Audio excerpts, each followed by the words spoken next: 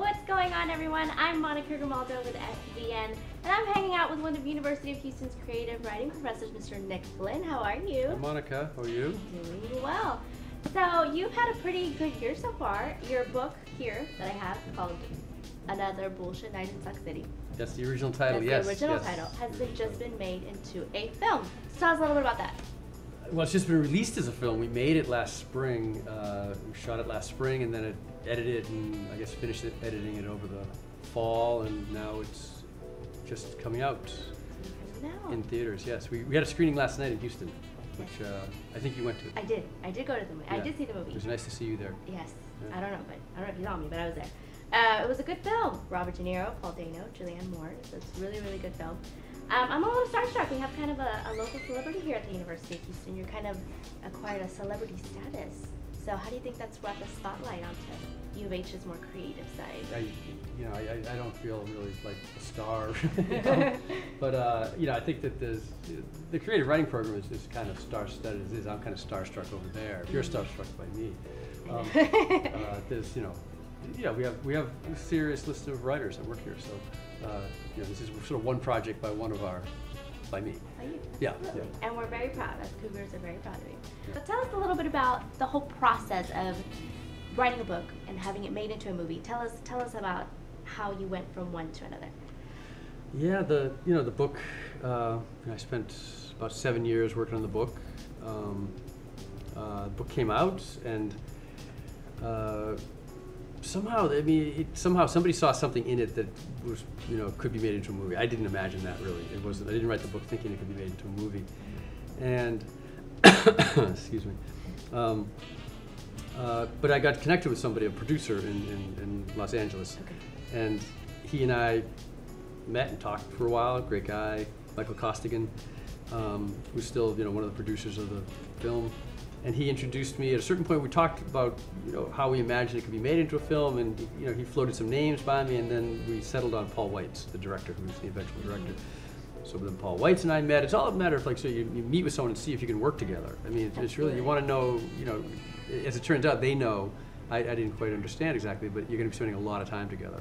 Yeah. So you don't want to spend time with someone you don't like.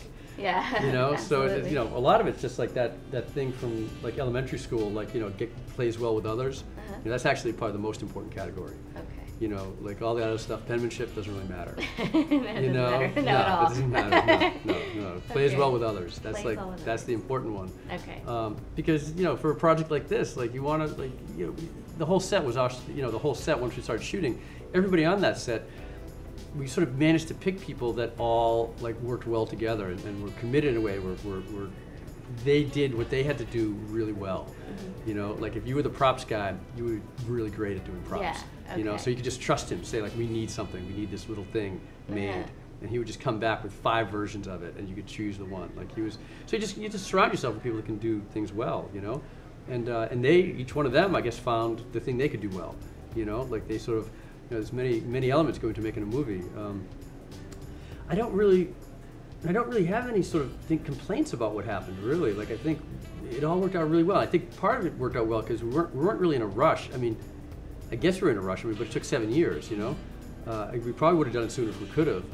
But actually, it turned out the best thing that could have happened was that it took 7 years because it allowed us to really work on the script a lot. Really get the script tight.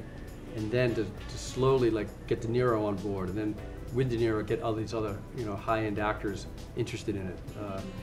So it's just that. It was really just sort of allowing things to unfold in the time they unfolded. I mean, at any point if you got frustrated, things take time. So you be patient, just keep showing up for things and do as well as you can do, and then hope it works out. You hope it works out. You don't know if it's going to work out. Still, you could do all that stuff and still it could be a disaster. But Absolutely.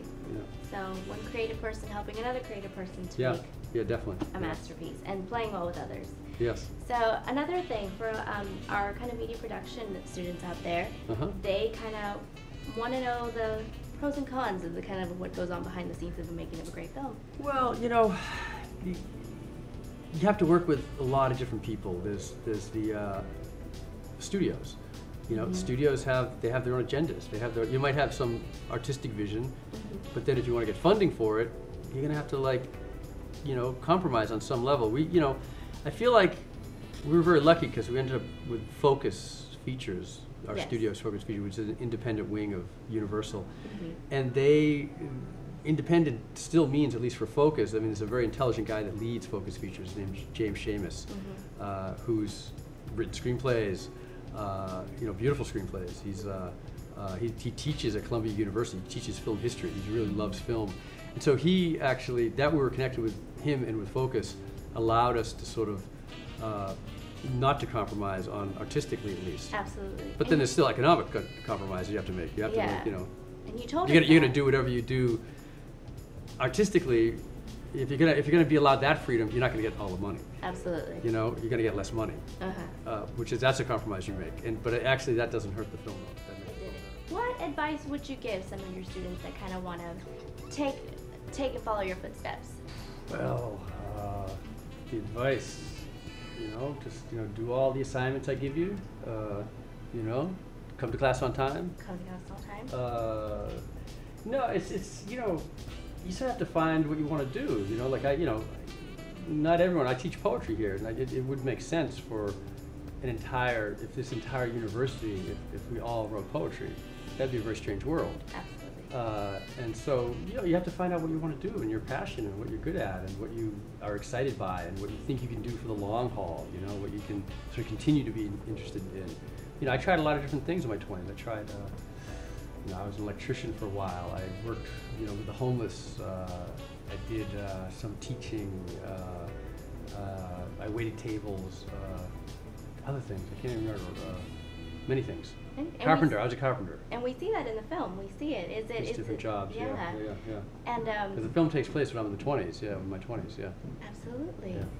It's a good film. It's a really, really good film. And Robert De Niro plays your dad. Yeah. Are you a fan of Robert De Niro? I am a fan of Robert De Niro. Okay, good. Big That's fan. good. How was it like? Is it playing your dad? I mean, I'd love Robert De Niro as my dad. But It's amazing. I mean, you can't.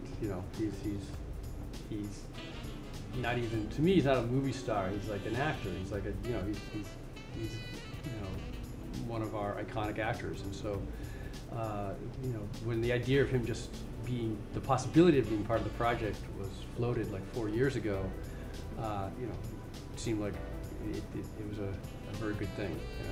The possibility, even the possibility that he might consider it was a good thing. It is, and he did, and it he turned killed, out, and he killed. He really did kill it. And one other thing, you actually mentioned to us yesterday at the screening that you are writing another book about the making of this movie. Is there any favorite moments that I can kind of get a sneak peek of? The book isn't done yet. I mean, it's not really done yet. I'm still sort of, revising. It's called The Reenactments, and it really is just about the, a lot of it takes place in, they recreated what they imagined to be my childhood home. So there's Paul Dano who's in it, who plays me when I'm 27, and there's another actor, Liam Broggie, who plays me when I'm 12.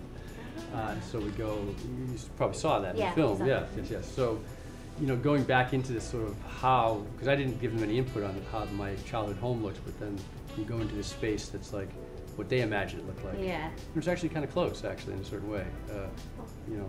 Certain things, we also, there's a certain kind of couch that appears, and certain kind of paneling, and certain kind of curtains and lamps, and it's sort of, so that was the most interesting thing for me, going back that far and having this recreation of that was very interesting. And it did turn out pretty well. Well, there you have it, ladies and gentlemen. Nick Flynn, U of H's creative writing professor. The movie's called Being Flynn. It is out in theaters, I believe in Houston, March 23rd. It's earlier now. I think it's March 16th. March 16th. Yeah, we've changed it. So, yes. good that you're watching it. Yeah. Cool. There you have it, ladies and gentlemen. Go Cougs.